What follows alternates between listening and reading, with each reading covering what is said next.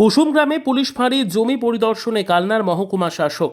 দিন দুয়েক আগে মন্তেশ্বরের বিধায়ক তথা মন্ত্রী সিদ্দিকুল্লাহ চৌধুরী সাংবাদিক বৈঠকে জানিয়েছিলেন তিনি পূর্ব বর্ধমান জেলা শাসক ও পুলিশ সুপারের কাছে কুসুম গ্রামে একটি পুলিশ ক্যাম্প তৈরির দাবি রেখেছেন। কুসুম গ্রামে একটা যেন পুলিশ ক্যাম্প হয়।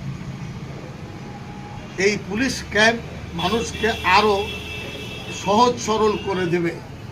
তাই আজ কালনা মহকুমা শাসক শুভম আগরওয়াল, এসডিপিও রাকেশ চৌধুরী, মন্তেশ্বরের বিডিও সঞ্জয় দাস এবং বিএলএল আরও কুসুমগ্রাম বাজার সংলগ্ন এলাকায় নতুন পুলিশ ক্যাম্পের জন্য সরকারি খাস জমি পরিদর্শন করেন।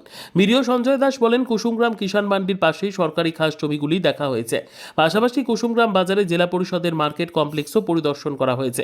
মহকুমা শাসক শুভম আগরওয়াল বলেন, এই দিন খাস জমি পরিদর্শন করা হয়েছে। পুলিশ ক্যাম্পের জন্য ওই জমি উপযুক্ত মনে হলে প্রয়োজনীয় কাগজপত্র তৈরি করা হবে।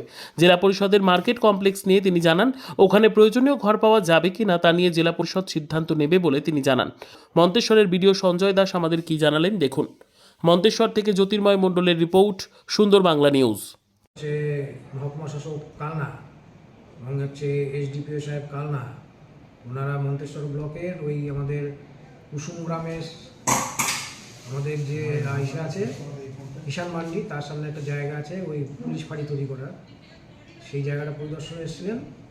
সেই জায়গাটা দেখলেন আর টেম্পোরারি কোনো ব্যবস্থা করা যায় কিনা তার জন্য আমাদের জেলা পরিষদের মার্কেট কমপ্লেক্স আছে, সেখানে ওনারা ভিজিট করেছেন। এই পরিদর্শনে এসে ওনারা কি দেখলেন যে মানে পুলিশ ফাঁড়ি হওয়ার যোগ্য যে জায়গাগুলো সেটা আপনারা দেখে গেছেন, ওনারা কি সিদ্ধান্ত নেবে সেটা জানা হলে কদিনের মধ্যে হবে স্যার? সেটাও জানা নেই। সেটা এটা ওনারা রিপোর্ট দেবেন উপরে, তারপরে